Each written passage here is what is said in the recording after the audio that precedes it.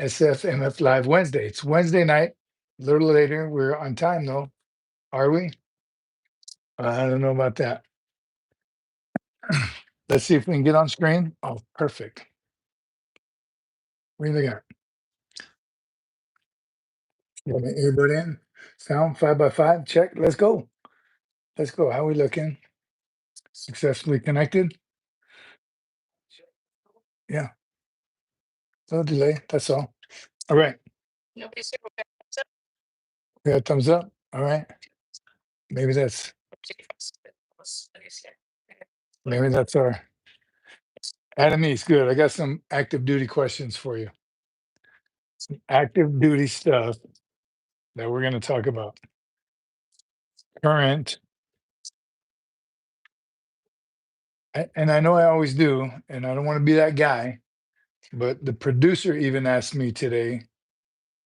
She said well, we know. I might have been a bird back then when I was a Lance Corporal in PFC.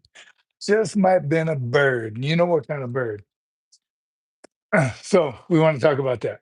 We want to talk about that because a little difference of opinion on today's staff NCOs. You're a staff NCO, so we'll see. We'll see what the problem is. That's what we want to find out. What the problem is. All right. Guns. Boss Smetty is here. Mike Smith, 5x5. Thank you, brother. Oh no, I had my meeting with Lieutenant Colonel today. And he told me to go ECP. I don't know what to do.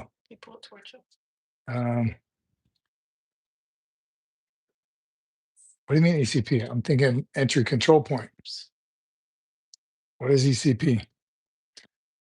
Is that what it was? All right. Other topics I want to talk, and I'm not going to take too much of Salty Saxy's business, but I do want to share how God is working through him. Oh man, it's so nice. It's so cool. But again, I'm not going to steal his thunder. We're going to get him on the show soon. Maybe we'll call in sometime, but we definitely want to. We got to share that how God's working through him. Miracle, prayer works. Era. Michael Romero's here. SgtMaj. That's fine. SGM. That's Army. Romero.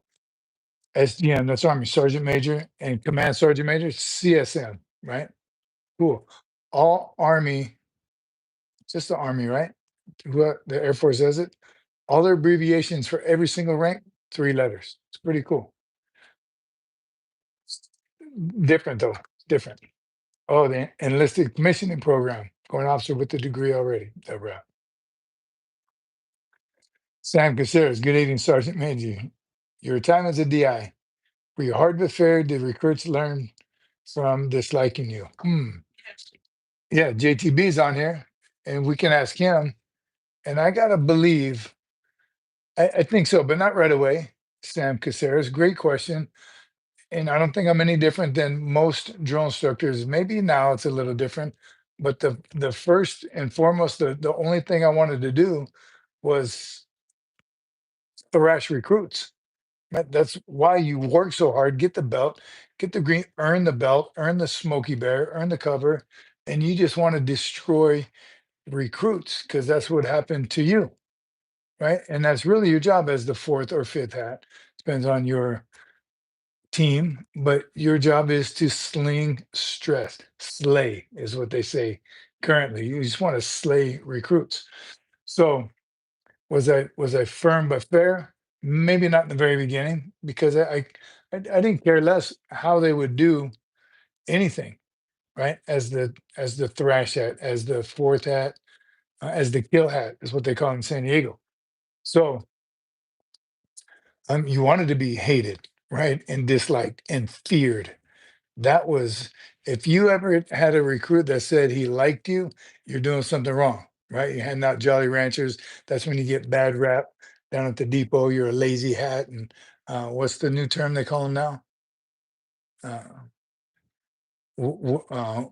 weak a di wubby waddy, weak ass drill instructor. You know that's new too, and we didn't have it when I was a drill instructor, thank God, and I was no wadi either.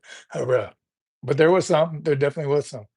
So interesting question, but overall, I think absolutely, I was firm but fair, especially as the J and then the senior drill instructor. I'd like to believe that. Todd Duvall. Thank you, brother. Just saying a quick hello. Can't stay safe and stay aggressive. Appreciate you, Todd, very much. Get after it. Thanks for stopping by. Thanks for the quick hello. We'll be here for the next 2 hours if you get a chance, but if not, God bless you. Semper Fi. Thanks, brother. Um, Being like you're doing something wrong, got you, son, major. So again,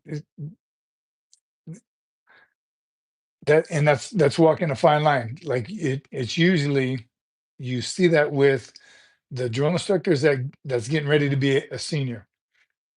He's already doing it because a senior drill instructor, you want to be like feared and respected also, but you're big daddy, right? You're gonna help the recruits in those sticky situations. You're gonna do the one-on-ones. So that story where the senior told me as a green belt to take the whole platoon to the phone center. That's not what a green belt thrash hat does. You don't reward the recruits for anything because I didn't want them to like me for taking them to the phone center.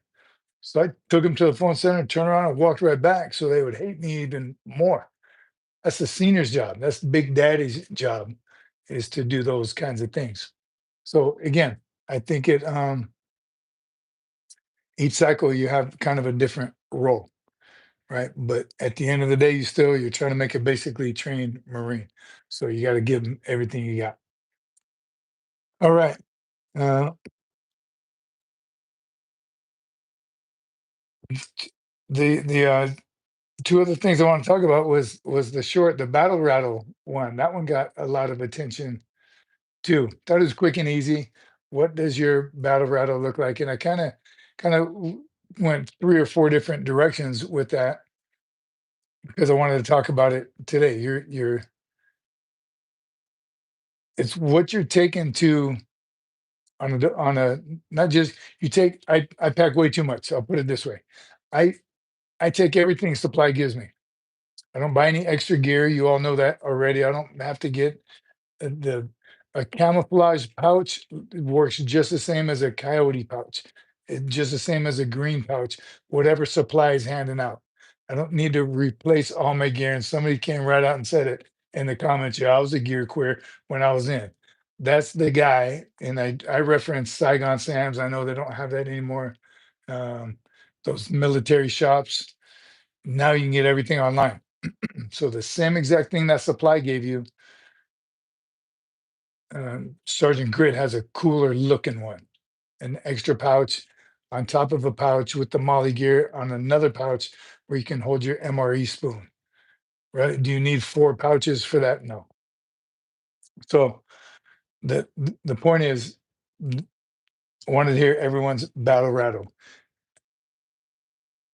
What do you take when you go not only to the field or to deployment, but when you're going out and Menachem, I think you asked me what's my basic battle rattle when I went out. That's what you're taking on a maybe planned 4 or 5 hour foot patrol, but you never know. So you have to pack accordingly. A 3 hour patrol might turn into a 12 or 14 hour before you get resupplied or something happens. So that's got to be in the back of your mind also. So once you start adding all those extra pouches and mounts, and you have so much crap on your rifle, you can't even see where the bullet comes out. That's when it gets a little too much. You got to take what you need. And that guy also, the phrase is pack light, freeze at night. I will. Instead of bringing 4 sleeping bags and an extra tent and a lantern and a stove and all that crap that some people bring to the field so they can have that fresh coffee. I would love some fresh coffee in the morning, but it's not worth it to hike it out there and you don't know if you'll ever be able to use it. So pack light, freeze at night. That's me. I go with the bare minimums, whatever supply issued me. And then after that, after 1 or 2 patrols, you'll figure out, man, I really wish I needed something right here. So you move that pouch from there to here, right? And this was digging in my side. So you adjust things after you have some time with it. on it, wearing it, firefight, no firefight, just patrolling, sitting down to drink chai with the enemy, just whatever it is, you need to know that making a head call right in the middle of a patrol. You got to make sure your battle rattle can accommodate everything you got to do when you're going out. And just looking at the magazines, and again, like your roommate GI Joe, the gear, you know what? You don't need all that stuff. Find out what you need first. That was the whole point of it. All right. Double MRE into one pouch. Eat your coffee with canteen and water. Beautiful. Hankins nailed it. MREs, you got to take food. So cut them all up. Not cut them up. Open a few. Take only the essentials that you're going to need, not all that extra crap that you're not going to eat, the candy and stuff, to combine them into one. And even less than that. Field strip. It's called field stripping your MRE. Field strip it so your MRE turns into an MRE. Less carry, less stress you got to carry out as well. Coffee, I never never leave home without the coffee. But yes, there have been times where you dry shoot coffee, even the sugar and the creamer right behind it. Right. If you can put it in your canteen, if you have time, water bottles, either way. You all know I don't drink as much water as I should. So even my um, kid going out was very limited on water. Right, I'd hydrate before, and I would just hang on to it and drink as needed. All right. So my battle rattle limited Tapatio Tapatio holster. Seen plenty of those Tapatio, and don't get me wrong, all those things are great to have in the field. Absolutely, like Tapatio. Yes, you see those in a grenade pouch is what it turns into. Uh, too funny. All right. Uh, something I was gonna say about what? Yeah, that too. Where are we watching from? Good evening, everybody. Hydrating as usual. It is Wednesday. Good thing we got the producer right here, right in my ear. It's like when we drive. It's nothing better than having the driver's helper right there next to you. So, where is everybody? I was going to talk about. It looks like we have a troll. Had an interesting topic or point on trolls to relate it. It'll come to me in a minute. Look at Doc Holiday. Water sucks. Gatorade. uh, uh, Waterboy. What was the movie? Is it Waterboy? Water sucks. Gator playing that fool's ball. Good movie. Thanks, Doc. Appreciate you. Always. Always. Um, Waterboy. Yep. Like Kimmy Cocoa Puffs got it. Someone's got to keep you in check. I'm telling you. Right? She's the best driver's helper ever. Always. Well, nowhere to go. She's got more miles on the road than anybody I know. She has her miles when she drives. She has my miles when I drive. Those are all her miles, more than anybody I know. Air Green, that's right. Water boy. Doc, too funny. Hankins, how's the weather in Florida? Central Florida. Black Diamond, Marine Corps or Navy SEAL? If you're asking which one you should do, if you can hang with the Marine Corps, go for it. Navy SEAL, you can do that later. You can pass boot camp if you got what it takes. Wayne's in the UK. Was Wayne what? Which one was messing around? Uh, Roll my son in the ninth grade. Big freedom. Roll my son in ninth grade when it's a good time to get him ready for the ASVAB.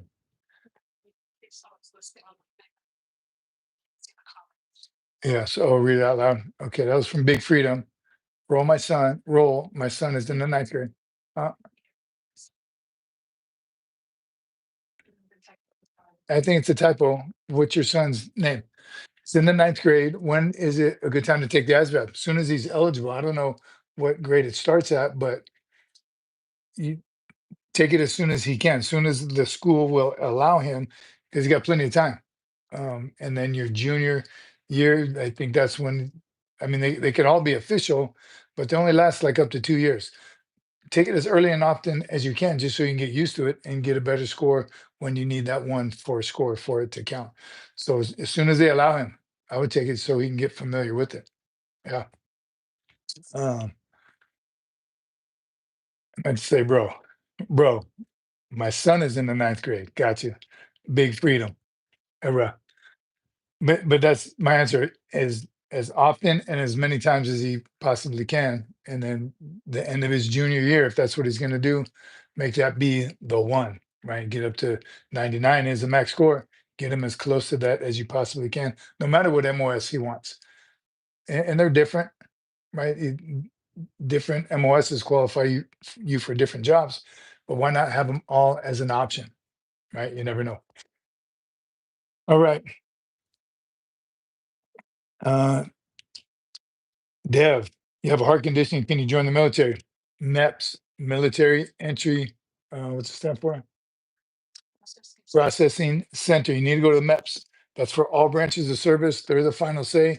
Get with your recruiter and find out, let him know what it is. He can check. You can go online, do what he's got to do. But MEPS is the final decision, the medical at MEPS. So it depends on what type of heart condition it is. There's a waiver for everything, but I got to think there's some medical conditions that probably not. Only one way to find out, just apply and let them tell you no. Guns. That's from Adam East right there. Concur. 100%. They are going to see it. They're going to find it's in your records and then let the doctors work that out. IPFT is what it's going to have to follow. You're going to have a very high physical fitness test, I'm guessing, for them to let it go through. Go Marine Corps then, trial for Marine Raiders. That's from Eric Green. Yes, who was ever asking about these special forces and all kids. Good on them. They want to be a Navy SEAL and a Green Beret and a um, sniper, recon, all these high speed training, which you can. They're open to everybody. Pick a branch of service first, and if you have what it takes to graduate Marine Corps boot camp, do that, and then go from there. Um, Brandon, what if I have ADHD and take Adderall? That's, I think, and maybe somebody can help me out here, recruiter or anyone from MEPS. You have to be off meds for at least 1 year. And this was a couple years ago that we heard that working in JROTC, telling these kids, because today's kids seems like that's a quick, easy answer. Just dump meds down and some kids maybe need it, but it's going to affect the rest of your life. So double check, get a second and third opinion, check with MEPS and recruiters right now. Again, anyone on here, if you know, you need to at least be off your medication for at least 1 year. That's a B. Terry, that is a fact. What? Yes, right up there. Yeah, big one.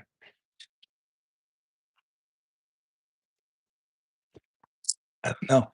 It's huge. Go for it. There's a bee in here, everyone. There's a bee.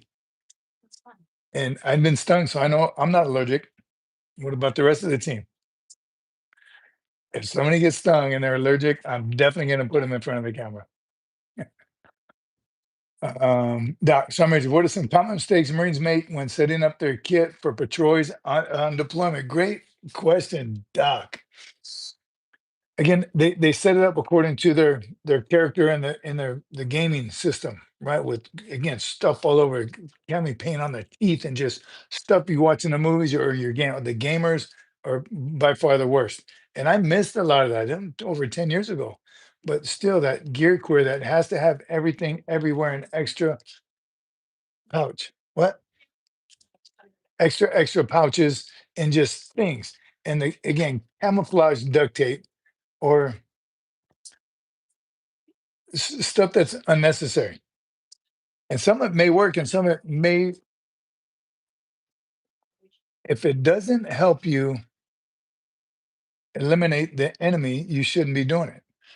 right? That's back to, again, the high-speed boots. They're going to spend $450 on some Nike look like combat boots because they're Nike and they're special, they're aftermarket, if you will. It's like putting aftermarket stuff on a Nissan Sentra. It's unnecessary. The gear and equipment that the Marine Corps issues you is is sufficient. It gets tested. The military pays tons of money. Are there specific cases where a different glove, right? Gloves are a decent one. But you get your unit to purchase those gloves. So again, everyone's has the same. The biggest mistake is, Doc, I'll tell you this. Everyone wanting to be an individual, right? They want to stand out in some certain way. I remember for a short period of time, the Oakley white framed glasses were a thing because it made you look cool and stand out. White framed glasses in the desert. Everything it has is have is coyote or black, green. The main colors: black, green, brown, coyote. And these Marines were getting well. Oh, they're ballistic and they're Oakley. Oakley makes them. That's for the military. Yeah, but they look stupid. Right? You don't need to stand out. And those the supply gives you ballistic glasses. Widely X, are they the coolest looking? Are they the most comfortable? No, but they're ballistic and they're going to save your eyeballs. So the biggest mistake is, again, Doc, they spend all this extra money on stuff that's unnecessary. They haven't even been on a patrol yet. They've never been on a 96-hour patrol, and come to find out, those cool looking glasses fog up, but they look cool. My gloves, they cut the fingers off to be cool. Trigger finger. Gloves are designed so you can fit your finger inside the trigger well, right? So just would like them to be smart about it and, again, save your money. If it's something, and we tested, was it when I got to, I think I was got to, I don't remember what unit it is now, but we tested the new flag jacket, right? The pullover with the buckles. And we tested it for a field op. It wasn't combat, for a field operation. 300 submarines tested, and then they came back and everyone filled out a form, an after actions. I missed that. What did Doc say? It was a follow up, I think, to his question.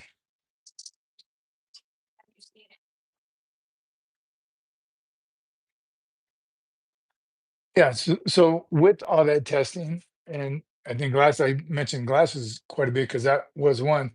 The Wiley X's that came out were uncomfortable, and they did fog up. So we had to drill holes in the bottom of the lenses just so they wouldn't fog up.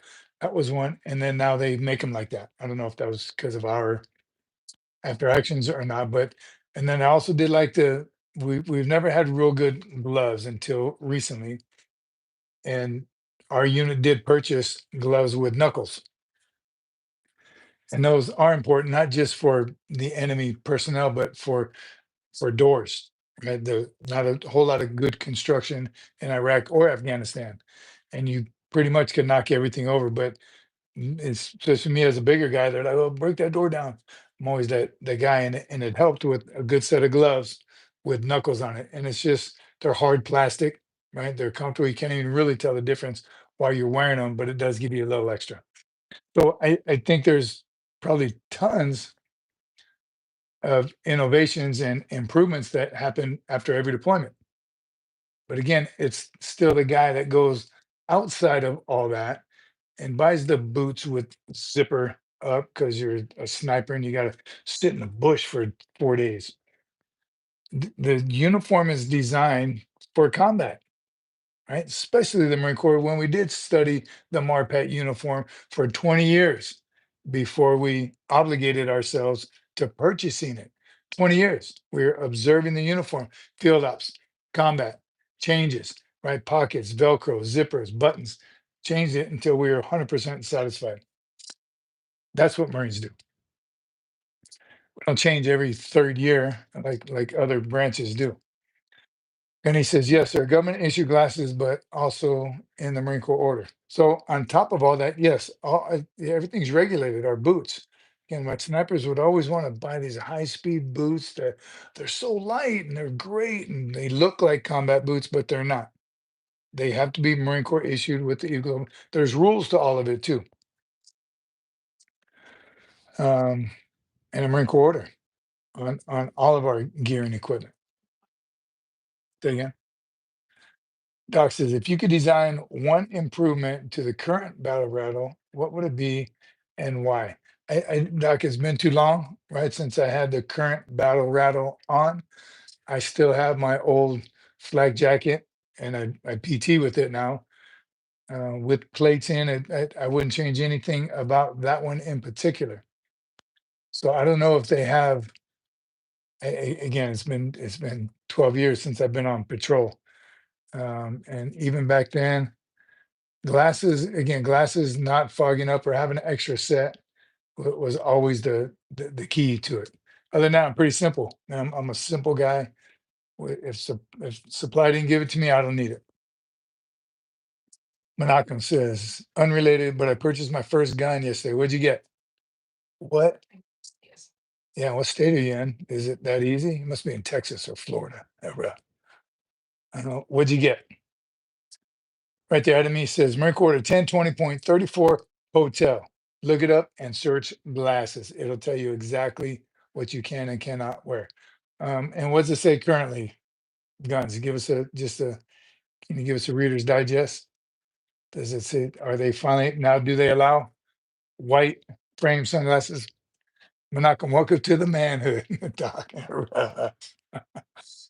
He's officially, he's getting closer and closer, Doc. He's getting closer. If your arm's slow, army movement is limited. Menachem. Uh, is that a green screen? Do we look like a green screen? See that? Hmm. It sounds very familiar. Brian Lindstrom. I don't remember. I'm so bad at names, but that one does sound very, very, very familiar. And when I can't remember specifically, it's usually because we served together or it was through the Staff and SEAL Academy. That was 3 years of nothing but Staff and SEALs coming and going. It was great. Menachem, I bought a Taurus G3 Charlie. I don't get that officer money yet. Yeah, you got. I don't even know what weapon that is. And again, people I think assume all military guys are all over weapon. I don't know what a Taurus Golf 3 Charlie is. Pistol, I'm guessing. Like Mark Hankins, 1911. I do know what that is. 45 RAI MS A+1 Underwood Defenders. I don't know the rest of that. I got a couple 6 hours P220s. I have a 320 also. Couple nines. Terry, there's Terry. Did you know a Sergeant Major Brian Lindstrom in Yuma? It sounds so familiar. I was never stationed in Yuma, so I'm guessing we served together before then, before he was a sergeant major, actually. Hmm. Doc says, how much do you hold Marines accountable for gear discipline when they treat it like a burden instead of a weapon system? Another great question, Doc, and funny because somebody else mentioned the 550 cord. This was when I was in 2-5. This was during the deployment. A Marine lost his NVGs. Told a little bit about that story, but we had to go back. We're on ship. The ship was getting ready to leave. We had to tell them, don't leave yet. We have one company that's going to get off and go back to the training area, find these NVGs. 24 hours later, we actually did end up finding them from a Korean national who was selling grapes out in the middle of nowhere in the middle of winter, had the NVGs, right? And turned them in to us. Sold them to us for, no, he's kidding. But he had them. He found them while we were out there and turned them in. It was a great end of the story. But the Marine obviously that lost them wasn't such a great story for him. But immediately after that, we did what most Marine leaders do, knee-jerk reaction, right? Freaked out. We did a safety stand down and oh my God, the world's gonna end because we lost a piece of gear. Serialized gear, I get it, very important. Keep track of all your gear. So we went into this dummy cord, everything. Dummy cord, everything. Every canteen cup, every canteen pouch, every magazine was tied 550 cord to your gear and to your harness. Somewhere, somehow, Everything was tied together. You couldn't pull a magazine out without having a spider web of 550 cord. Didn't last very long. Then we just dummy corded the important things, the NVGs, obviously sights, lasers, any serialized gear. Com was already doing it. Com was smart like that. They waterproof everything and then they dummy cord it. But it was a short period of time where accountability was it. Because you get NJP, you use a piece of serialized gear, you lose a weapon, you're getting non-judicial punishment. You are getting busted somehow, some way. But even worse, that piece of gear is now in somebody else's hand, a foreign country's hand. So that's the accountability piece. And Doc, yes, we held people accountable 100%. But there was some that you see when they set their weapon down, they toss it down, they toss it on the sights, right? You just zeroed your rifle out. There's few far in between. I don't remember it being a big issue. Um, this is working with infantry. The second half of my career, I deployed as an engineer, and which usually is with the infantry, and then with the infantry. So I'm thinking some of the mismatched gear and not understanding gear accountability would be from the non infantry MOSs that don't go to the field as much, right? Because you rely on all that gear. All right. Um, but yes, that dummy cording all your gear was a mess, and luckily it didn't last that long. But another great use for 550 cord. Foreign country, you were the foreign country. That was their land. Hurrah. Yes, under duress. When we visit to help out our fellow countries.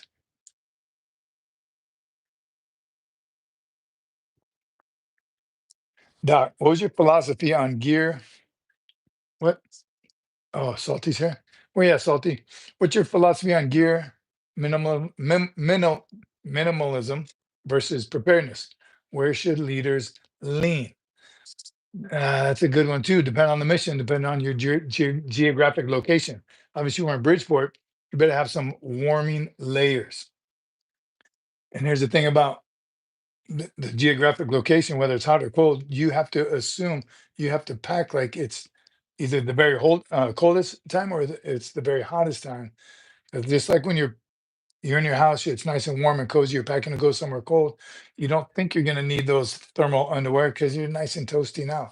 So you got to think differently to where you're going. So that's for me. I pack light and I freeze at night, but I'm okay with that. But for my Marines, no, you're going to bring every single thing on the gear list. And we're going to go over and we're going to inspect your gear list. Seems like babysitting, little overkill, but I just was telling Annie Banani before she left for the camp she's at now, NSI. It's called NSI, right? New student. So we had a Marine, we got to the field, we got to combat, and day 1 or 2, he's like asking his platoon sergeant for some shaving cream, razors, or toothpaste or toothbrush or something. Of course, but I think I just told it, but the platoon sergeant was like, "It's in you had a freaking gear list said hygiene gear, hygiene kit. Where's your hygiene kit?" And he's like, "Oh, I got my hygiene kit. It's right here." He's like, "It's empty." The Marine's like, "Well, yeah, it didn't say to put anything in it. The gear list said hygiene kit. Here's my hygiene kit. I need hygiene gear." As funny and sad as that was all in the same time, on Annie Banani's gear list, it said no hygiene gear. It specifically said do not bring any hygiene gear. So it's kind of tripping. When in doubt, man, what if she shows up? Really? They don't even want to bring a toothbrush? They're gonna supply everything, and we still don't know. It's been this 2.5 weeks, so I'm assuming she's brushed her teeth in 2.5 weeks.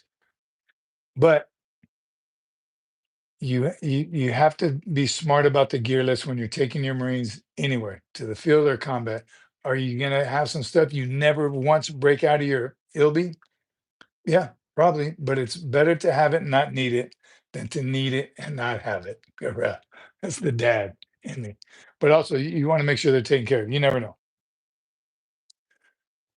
I think Menachem, they must have issued her a toothbrush. It's the Navy, for crying out loud. Right? You know about that. No, but this was one of those things where they said, don't bring it. Uniformity, maybe. I don't know, whatever it is. Anderson Ho, reporting in for motivation and inspiration. That's why we're here, waiting on you to give us all that. Anderson Ho, thank you very much, brother. Appreciate you. And as always, great to see you. Awesome. All right. I never really did take roll call, did I? Yeah. See, if I had a producer that would help me out over here. Just kidding. Just kidding, everyone. Got some OGs in the house today. Always a hot sauce and enough tobacco, enough jerky. You have to pack wisely. Here's what happens. I remember being on ship. The Navy knows how to do it. Anytime you get Marines on ship, they don't know how to pack and they forget that Marines are going to be sitting around doing nothing. They run out of cigarettes and dip like the third day, and you got 6 months to be on the ship. Navy's like, oh yeah, I have a pack of Marlboros for you, $30 a cigarette. And when you're out at sea for 3 4 months, the Marines will pay that, and sailors will pay that when you're desperate and you've been out for that long. So you have to be smart. Then you get those entrepreneurs that don't smoke, but they bring a carton of cigarettes to the field or on the mule or the ship, and they 6 months in, when they see those guys fiending, they're like, "Yep, how much for one cigarette?" So pack smart. Anderson hosts, and much love and respect to the production team as well. God bless y'all. All right, right there, Menachem. Don't start. No smoke, no drink, no any bad habits. It's just money going down the drain. Yeah, where's Jared?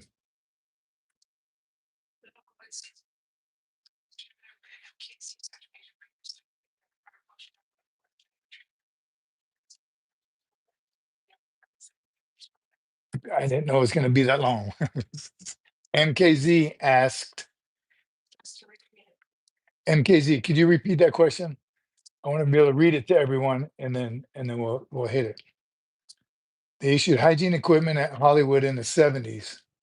I again, they issued just the basics. I think still in boot camp today. And any new ones in there, let us know. But as soon as you get there, because I showed up to boot camp with nothing, my orders. That was about it. So they they issue you everything. You actually pay for that stuff, though. You're paying for that. It's coming out of your check. You get paid as soon as you show up. As soon as you step on the yellow footprints, you're getting paid. You just don't see it. That's in those the recruit exchange, recruit PX runs that you're making all your uniforms, everything, your food. You're paying for all of it. You just don't do the actual transition. Hog hog, who still has their green monster? Never leave home without it. My notes for the show are in there. MKZ ready yet? So Major Chaplain Merrifield asks, before you got saved, dang it, and I just missed it. I was reading too slow. Can you read um, oh, here's MKZ. Talked about importance of annual training and asked if there was something we'd eliminate.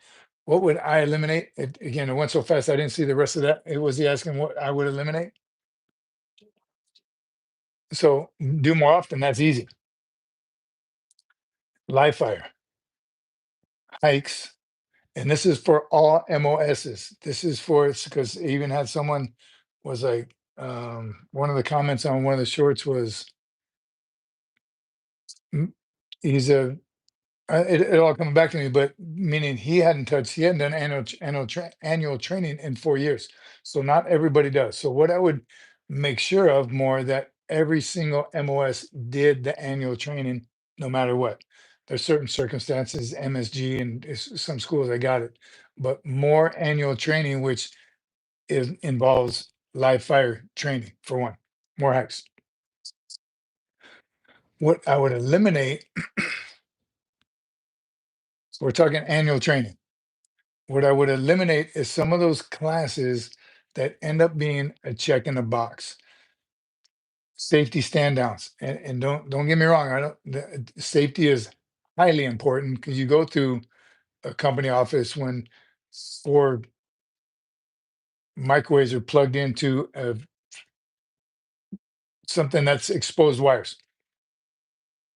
So I 100% believe in the safety, but those need to be on OJT type stuff. We need to walk through. Everyone needs to walk through, not do anything online, not take classes online, not have someone stand up there from MCCS and say, we're going to talk about safety now. It's got to be hands-on. You got to get them, you got to keep their attention and then test them at the end. Do a Q&A test. Not everybody pay attention. EOS, the EEO classes, um, equal opportunity, highly important. Got it. But not where someone's going to stand up there and just so the PowerPoint, death by PowerPoint is what I would get rid of, probably 99% of it. There's some you need, computer safety, hiding your password, all those things that are just they've been made 10, 20 years ago. They're solid. The Marine Corps probably paid way too much money for it. It's a system. Your CAT card, you got to fill it in, you got to pass, or your email is going to be shut down until you pass it. Those are all a waste of time, or just important information just needs to be restructured, right? The people at the top who's to make sure all those Marines go through that security awareness on their computer. That general didn't sit through that whole thing and go page by page. It's so undercover boss. You're gonna pass leadership. It's leadership 101. You're gonna require your Marines to do these things. Do it first, right? Commander, you and your sergeant major sit down and go through everything that you're gonna want a battalion of 1,500 infantrymen to do before deployment. Is this really going to make them better war fighters when they get to Afghanistan? Couldn't we spend that time on more live fire drills, more patrolling, more anything related to the battlefield, how to survive, survivability, right? Would teach everybody how to hook up generators, right? Get power, purify water, food, all the things, language, more language classes, right? Not just how to say stop, get down, shut your mouth. Many more classes which hands-on classes would benefit us better in the battlefield. EO classes did nothing to help my MOS credibility. Same Anderson Ho. Again, I get it, the importance of equal opportunity, but should it be annual training that takes away from combat training? No, there's got to be a better way. 90% of the classes are a waste of time, cost a ton of money, and have nothing to do with lethality. Woodworking gunny bear. You see, so again, important training is just not structured right. So I don't know if I'd take so much out. Again, restructured. I had one light duty Marine complete everyone's annual training, right? And then that happens. It's legit, right? One guy who he was on light duty, so he couldn't go to the field anyway. He had everyone's ID and pass or whatever, did everyone's class for them. So they're shooting themselves in the foot by requiring so much to be done because we're going to find better ways to do it. What's the difference between being geared up and being ready to fight? Right there, all those classes that we were just talking about. So I'm Edge 33 I Company 07 to 10. Yes, I was there. Who is that? That's me. You were asking me questions earlier. Um, so yes, again, I think, and this goes right back to, oh, look at Birdman's back. Right back to who's in those think tanks. Who's in the think tanks that makes those decisions? Are they the ones implementing those decisions? Let's see, Birdman 357. Been in Camp Wilson for over a month, and I can say this place is a pain. Yes, ready to get back to Lejeune. Yes, Camp Wilson. I got years out at Camp Wilson. You got to embrace it. Yes, it sucks. You can say it. It's a pain. That's a polite way to say that. It sucks out there, but embrace it. Learn as much as you possibly can in Camp Wilson. Anytime they go to main side, you can jump on that bus. If you get any opportunity, go to the main side, hang out at the big PX. But good on you. Good to see you on here. What's up, Daniel Hernandez? Always good to see you, brother. Hurrah. Gear is just that. Fighting is mindset and knowing how to use your gear, old Jyrene. Wise words right there. Where are you going, Joshua? All right.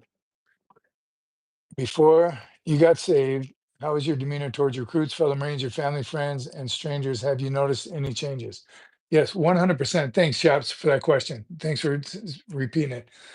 Yes, empathy, for one, never had it. What? Never had it before. Empathy and didn't know the importance of it. I got to admit, I don't have a whole lot now, but seeing things and people and situations through God's eyes, whole lot different, right? That's why I see you on here, Salty, and I don't want to take any. I want you to talk about you when we get that opportunity, because that is a miracle in the making, and it's all God. It's through God, with God, right? The footprints, right? Salty, there's two footprints. Salty and God were walking side by side. All of a sudden, there's only one set of footprints left, and Salty thought automatically God ditched him, gone. He's out, right? Easy. That's when you shake your fist and go, "Why, God? Why you do this to me?" God doesn't do things like that to you. The devil does, and he puts things in front of you. It's how you react to those obstacles. So those times when it was just Salty, just one set of footprints, that was God carrying you, brother. And that's why you are where you are today. Amen to you. I can't wait for you to share it with everybody. So thanks, chaps, with McJunkin. It did completely change my perspective. I wish I would have found Jesus 50 years ago, right? I did the God get us out of this firefight. God do this. God do this. Like commanding God to do things for me. And then when He did, out of His gracious heart, I never even thanked Him after. I took it for granted. Right. Then you put God back up on the shelf and talk to Him again when you need Him. How selfish is that? I didn't know. I had no idea that He had been helping me out all along the way. Is why I'm alive today, but I never stopped to thank him. So it's a completely different understanding of not just knowing God, but having an intimate relationship with Him. It's really amazing. Feels good, right? It's like now and then, just you just want to take a deep breath. And it's like remind you're alive. That feels good. All right, Birdman's getting promoted. The Lance Corporal. Congratulations, brother. Can't wait till we see you. We're going to owe you some welcome to the Lance Corporal ranks, NCO ranks. Get after it. Already study and do all your PME for a corporal. You should already be doing it if you're not. Improving everything. Rifle, pistol, PFT, CFT, make map belt. NCO's got to be green belts. So get after it. Keep going, brother. Good on you.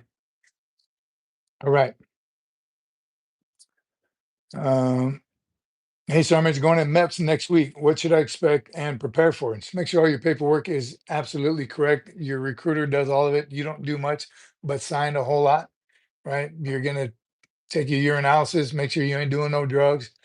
They're going to give you a physical, the same physical that, well, if this is your first time, they're going to do a complete physical. Bend over, yes, turn your head and cough, the whole 9 yards, making sure you're 100% ready to go. And then, oh, he's down there. And keep those records, and that's something for the rest of your life. So if you have something wrong with you, make sure it's annotated then, because they're not going to take you unless you're ready to go. And then when you retire, that this day will come into play when you retire. Salty, I was definitely shaking my fist at God. Brother, we all have. We blame God for everything, and I'm telling you, God does not put sin in front of you. That's not what He does.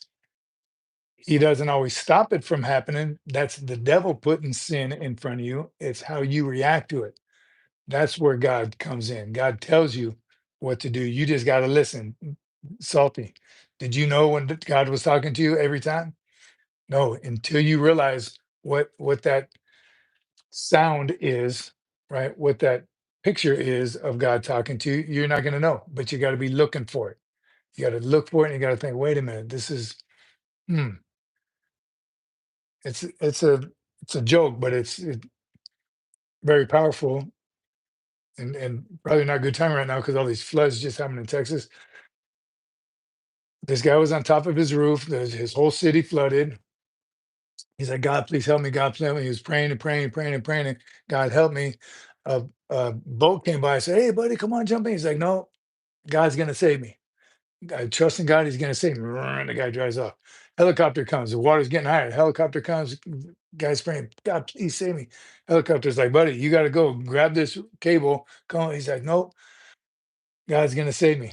Find the water's coming up. Now he's swimming. He's up to his neck. He's going to drown. He's like, God, I thought you were going to save me. God's like, bro, I sent you a boat. I sent you the Navy. I sent you the Coast Guard. I sent you everybody. You got to take one of those ways out of here. That's how I'm trying to help you. Sometimes we salty. Sometimes it's that clear, but you refuse to see it, right? You have to know what you're looking for.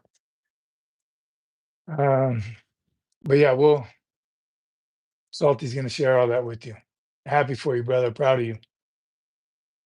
Uh, what do you wear to MEPS? If that was a question, yeah, comfortable, but so a red polo tucked in, belt, of course, jeans, shoes, closed-toed shoes, professional. She did her hair. USMC CC's she's a little extra. She's a era. So dress presentable, right? And that is closed-toed shoes. Don't wear no holy jeans. You can wear jeans. Make sure they're looking good. Shirt tucked in, polo shirt. You're not getting dressed up, but you're also not looking like a bum. You're representing well, especially if you're going to the Marine Corps. You better look squared away. No holes in your shoes, no holes in your socks. Really. Um, Whatever you wear to MEPS, you won't be wearing it for long. In fact, so 2 trips to MEPS. If you don't know, you're going to take 2 trips to MEPS. The first one is when I mean, it feels like it's it. You're going to sign everything once. You're going to swear in with whoever's in charge of the MEPS, usually a Army Lieutenant Colonel. He's going to swear you in. You do all the paperwork check again, medical, dental, everything gets checked, but you're not shipping yet. That's just to get you confirmed and your butt belongs to the Corps. Now, still not too late to get out of it if you wanted to. The second time you go to MEPS is going to be the night before you ship. And they're going to do they're going to another piss test. They're going to check everything again, see if your MOS changed. And that's when you ask questions. So you want to look, is it still, this my MOS, right? This is where I'm going to be a Marine sniper or all those things you check it. If everything's good, you ship out the next morning. Depends on where you are geographically. Some like Hawaii, they go to a hotel right outside the airport. So that van picks them up, boom, airport 05. Again, I don't know what everyone does, but it's very, very similar. You go together. We met, and that's what USMC Cece had to do. Stayed in a hotel, and we live close to the airport. But she was with MEPS. MEPS took her. Now she belongs to MEPS. So we saw her at the airport, but we just met her there the next morning, right? We knew when she was going to be there. We hung out. She still belonged to MEPS at that time. Still not too late to get out, though. All right, Poolie Whitaker. I just missed it. What did he ask?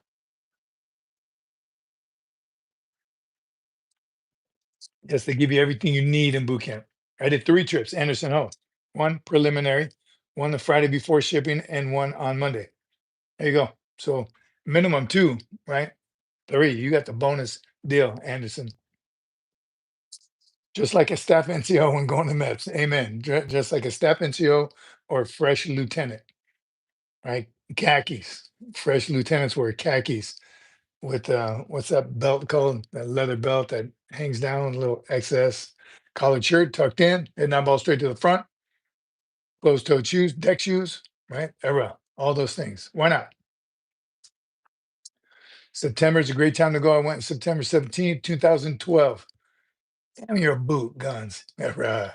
Get after it. Salty. Read what you said to Salty, because he couldn't agree more. What did you write to him? I missed yours. Was definitely refusing for quite a while. Refusing God.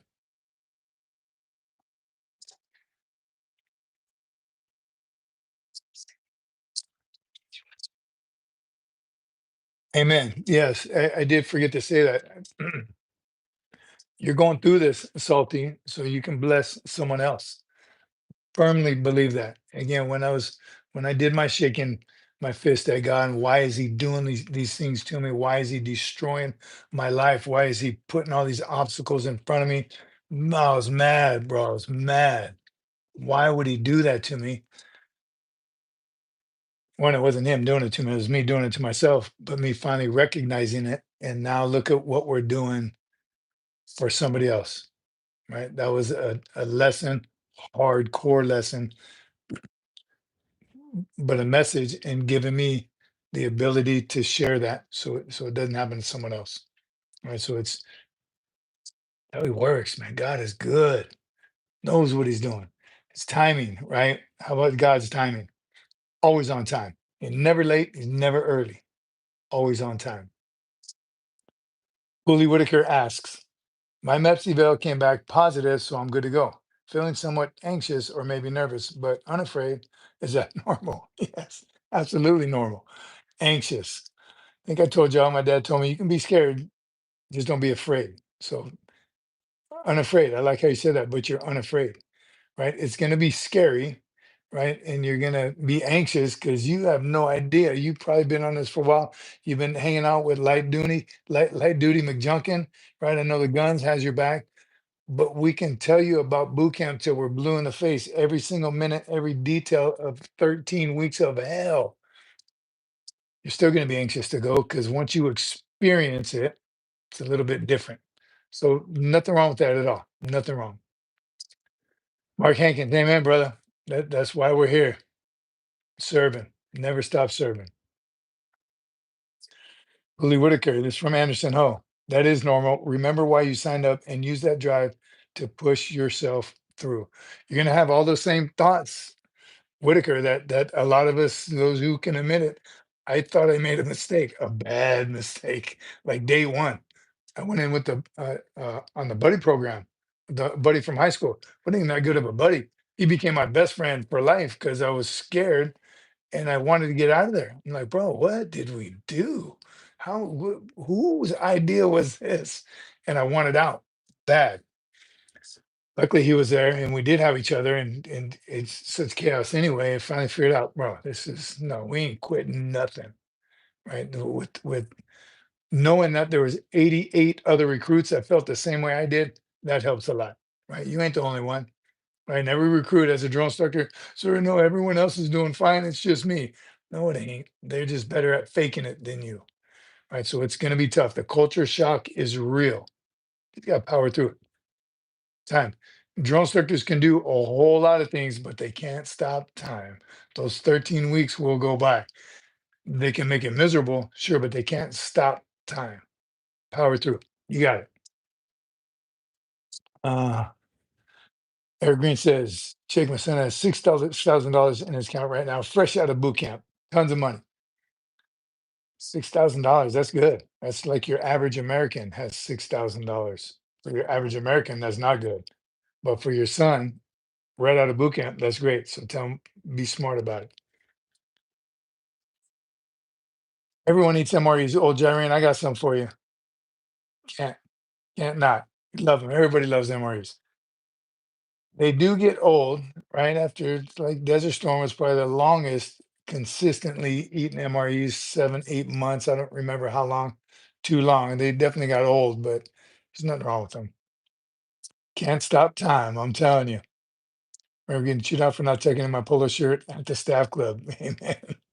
When was that, Hog Hog? Because we went through a ridiculous time in the Marine Corps where everything had to be tucked in. Everything. You guys want to open those back up?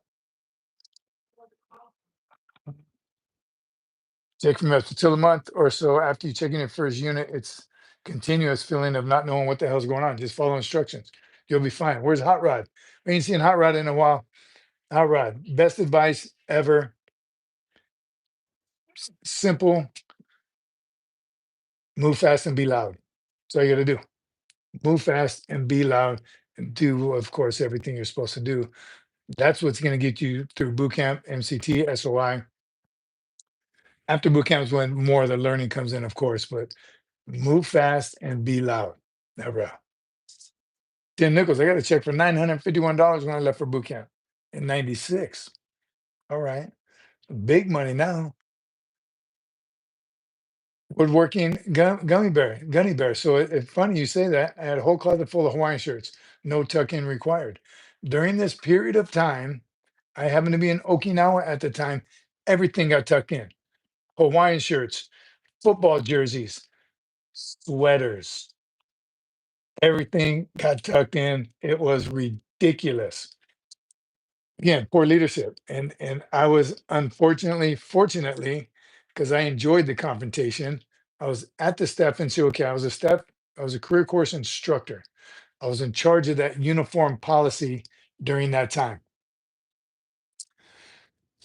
I'm telling you right there, we made snipers, right? The fashion police, where we had to confront every single person. We would get stationed at the main exchange, the commissary, the PX, all over the island. This was in Okinawa, and we had turned it into a survey. Hey, Marine, my name is Staff Sergeant Cece. I'm just doing a survey. Why do you not have a belt on today? Oh, yeah, I forgot. Why do you have holes in your shirt? Why do you have a hat on indoors? All those things that we try to look sharp, act sharp, we completely went overboard. And I don't know if this had anything to do with it, but one of the Marines I saw two incidences that I wish never happened. One was with the first sergeant. I was a staff sergeant. We were in Navy Fed on base on Camp Hansen, and maybe he's here. He was in line. There's always a line, and I had just gone in line. I was working, so I was in uniform. He was in civilian clothes, white T-shirt. I was thinking, maybe he was in no, because if he was wearing a white T-shirt, if he was in Charlie's, he could have stayed in Charlie's. But he had on black socks. It was just an odd outfit he was wearing for Navy Fed. Shirt was untucked, right? There's a T-shirt, and no, I don't like tucking T-shirts in, but it was untucked. He had on like basketball shorts. So no belt, obviously, because there's no belt. So anyhow, I finally couldn't take it. Nobody said anything. I said, "Excuse me, sir." He turned around. He had a hole in his shirt, and there's like dirt on it, like literally a hole. You could see his skin through. I was like, "Oh, wow." My name's Staff Sergeant Cece. I was very polite, very tactful. Any older gentleman, any reason you're wearing a unserviceable shirt, and any reason you look the way you do, right? I was professional. He's like, "Who are you?" I says, "Staff Sergeant Cece." He's already pulling rank. He's pulling rank on me. I'm like, that's not going to be good. Of course, he reaches for his ID card, puts it right in my face. "I'm First Sergeant so and so, and you better stay in your own pay grade, Staff Sergeant." I was like, "Oh, absolutely, First Sergeant." Come on, he let me outsmart him. I just thought, as a fellow staff NCO, I should say something in a situation like this when you're way out of Marine Corps Base Okinawa Camp Foster regulations, where the commanding general just signed off. But you're right. I'll stay in my own pay grade, first sergeant, and I do want to be a first sergeant. I kept going. I was borderline belligerent and loud enough so everyone can hear that. How can I yell at my Marines for doing what he's doing, and he's a first sergeant, and just tell me to shut my mouth and stay in my pay grade? One, I mean, we're fellow staff NCOs, or we're fellow Marines. How about that? And just doing the right thing. And really, and he even tried to say, "Oh, he just left a softball game." Again. So you're breaking all the rules, bro, and you're a first sergeant. All right. So I did get loud. The other one was with the CG. Let me see what Gunny Bear says. So our Major Vines was terrible about chewing Marines out for things that were not in order or policies. Sergeant Major Vines is a different beast. Yes, and I've heard stories. Know him, never worked with him, but I heard, just had this conversation with someone. He used to lock up sergeants major, junior sergeants major, master gunnery sergeants, first sergeants, master sergeants, put them at the position of attention while he'd shoot them out. Um, Woodworking Sergeant Major Vines was notorious for chewing folks around SOI Chow Hall. I remember that legend. Again, I never worked with him. I would never say anything bad about him, but I've heard many, many stories about him. Uh, the other one was the CG. I think I've told this story before. a Marine in the um, PX in the exchange on Camp Foster, shorts, collared shirt, look at everything. It was nice, fresh haircut. He's looking good. Had a hat. As soon as he came in, he took his cap off. Him and his wife. He had no belt. Of course, I recognized him because his picture was on the chain of command board everywhere. And excuse me, sir, my name's Staff Sergeant Cece. I work at the Staff NCO Academy. Is there any reason that I'm doing a survey? I'm the uniform instructor at the Staff NCO Academy. Any reason you're not wearing a belt today? And he was like taken aback. He's like, looked at me, looked at my uniform, and looked at his wife and looked down. And he said, honey, do you know I'm not wearing a belt? He said, oh, my wife let me out of the house without, blamed it on his wife. But he did leave. He said, I'll be back, honey. I'll catch up with you later. I'm going to go get a belt. So hopefully that embarrassing moment for him, maybe what got to, again, we relaxed all the, I'm telling you, the kids remember it. Daddy, look at him, look at him, look at him. My wife almost got in a fight with the gunny at the shopette because he was like, his answer was, no, no, I'm a gunnery sergeant. His rules are different. Well, it was Master Guns. Yeah. So she's like, she was very polite and tactful as well. She's like, hi, my husband works at the academy. I know he's always talking about, you should be wearing a belt and shirt tucked in and all. Stop it. He's probably buying some beer, right? What was his uniform discrepancy? Doesn't matter. But he immediately, he was like, Sergeant Major, hey, Sergeant Major, who are from Kentucky? What's up, Kentucky? Anyhow, this Master Guns excuse was, well, it's different from Master Guns. Again, hopefully didn't he leave though? Did he finish his transaction? Yeah. Yes. So Major Mike blasted NCO for wearing a black backpack right after we got a class on how they're now authorized when we were in the staff academy. That's the other thing too. You gotta keep up with the times, keep up with the white letters, keep up with changes that happen and know the order. Know the order. Know the order. I got busted out by a Master Guns one time with my blue dress uniform. See what Kimi says. Going to the food court was like entering a playground. Yeah, yes, it was. Who doesn't have a belt on? Who doesn't have a shirt tucked in? It did get that way. It got that way when I mean that's how frequent it was. No shaves, hats on indoors. It's just so many not following the rules, and it goes back to the current stuff and shows today. That's the conversation. Don't let me forget that. Don't let me close out without talking about that conversation I had with the producer about today's staff NCOs. Are they different from 20 years ago? I was semi well known for wearing my issued tan framed Oakleys many confrontations. Again, they were probably I'm guessing the light, real light Oakley ones, like almost white. Right? Could you have gotten the same Oakleys in black? Yeah, but what fun is that? How cool is that? And I got it. I get the look. You have to express your individuality. I get black like everyone else. Uh, so many times refused to let me call him Sergeant Major after he retired. My neighbor in Oceanside. Really? That's interesting. Yeah. Yeah. Doesn't he have a restaurant or something on Coast Highway now? If he does, I'm gonna go. If he does, put it on here and we'll definitely go visit him. Refused to let me call him Sergeant Major after he retired. My neighbor in Oceanside. Funny because he seemed like the guy that would make you still after he retired. I never worked with him, but maybe that's part of his therapy. Absolutely. Right. I tell you, I don't, as a retired sergeant major, would never make anyone. But it's nice every now and then when people do, right? Going right from active duty to a JROTC unit where those kids couldn't care less. They didn't know the difference between a sergeant major and a sergeant. Hey, yo, mister, it's hard. Right? Issued sunglasses, I must be old. Yes, old Gyrene, you'd be surprised they issued knives, sunglasses, gloves, all kinds of high-speed gear because they listen to the Marines, right? But they do they high speed ballistic glasses.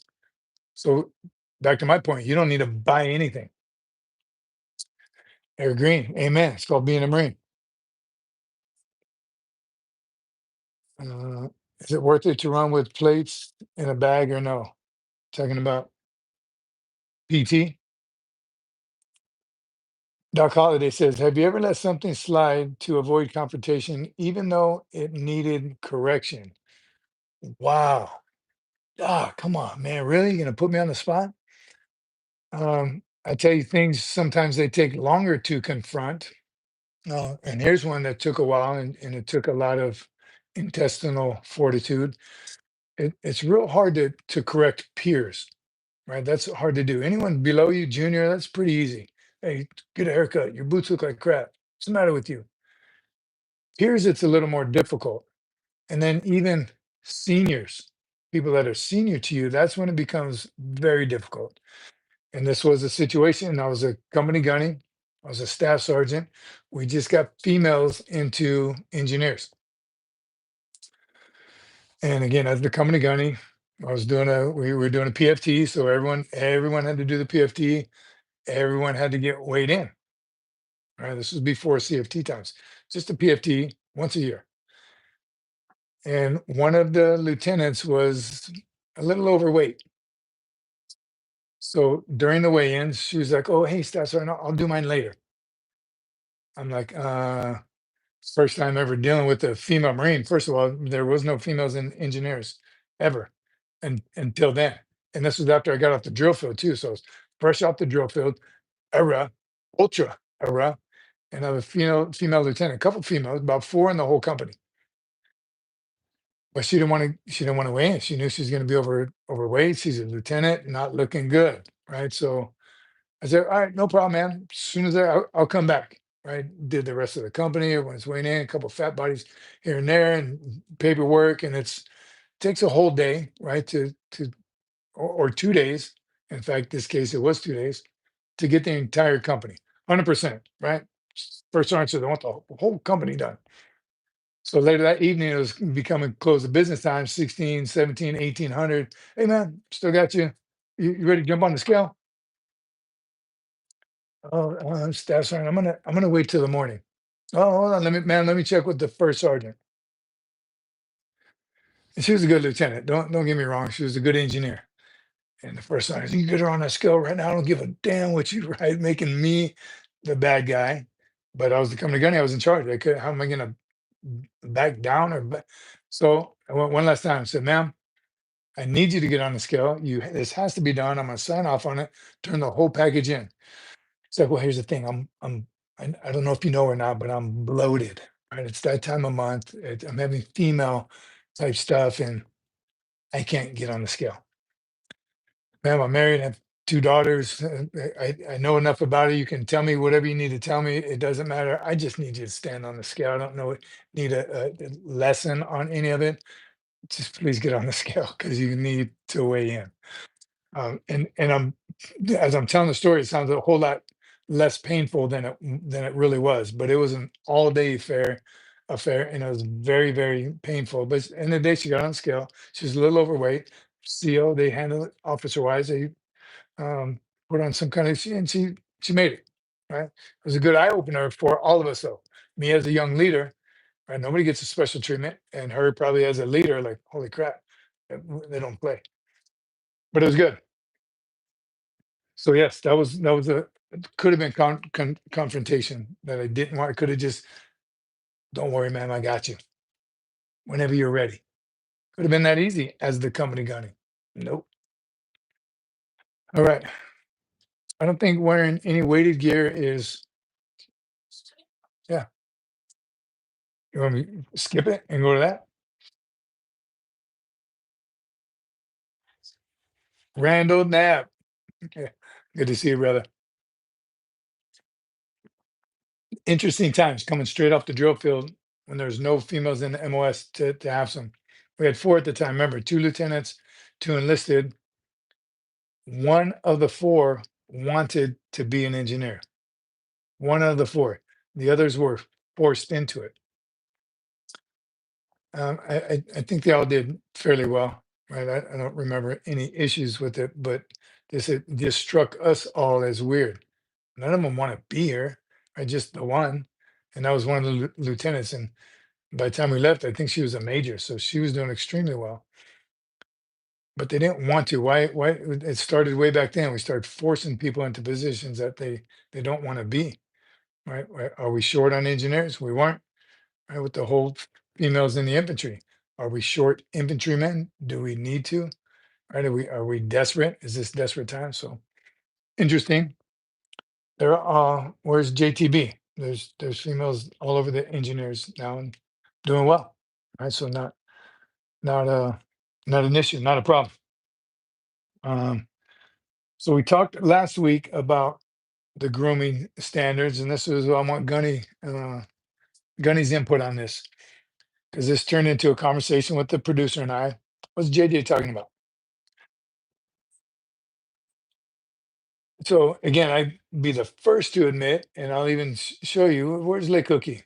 I'm gonna get that picture of me when I was a Lance Corporal. Out of regs mustache, low regulation, too much hair on top. I looked pretty ridiculous, but I was cool, right? That was the thing, to be cool in front of my friends. I ain't no punk.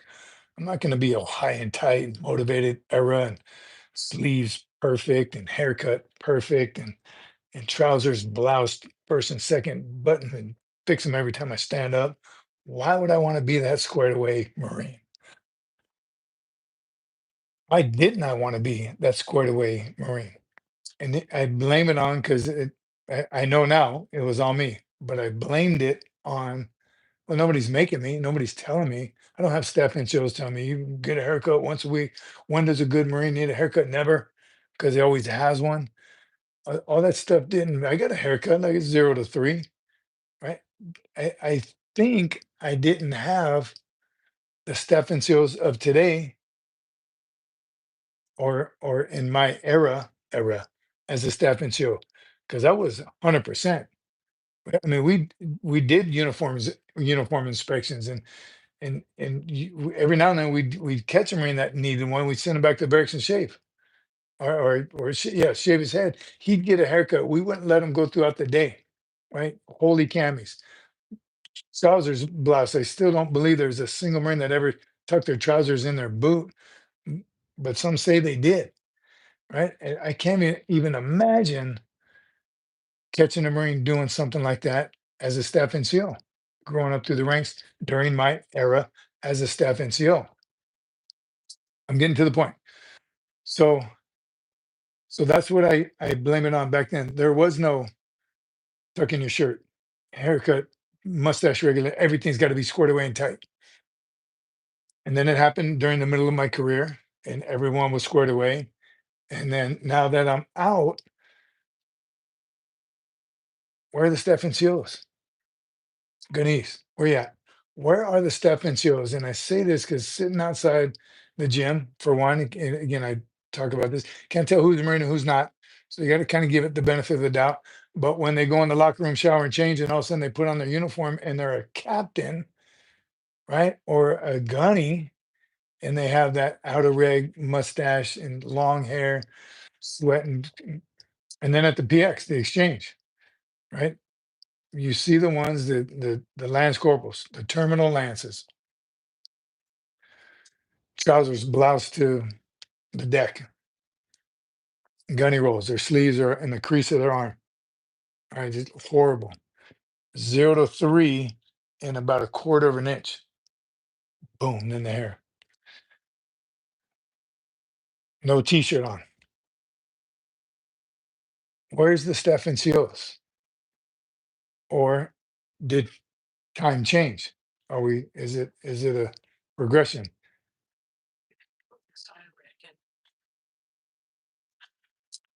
Maybe my Steph and Seals were okay with it. I'm guessing they were when I was a lance corporal. right? And it was cool as long as we get the job done, right? You get those Marines now. Some of you probably staying here.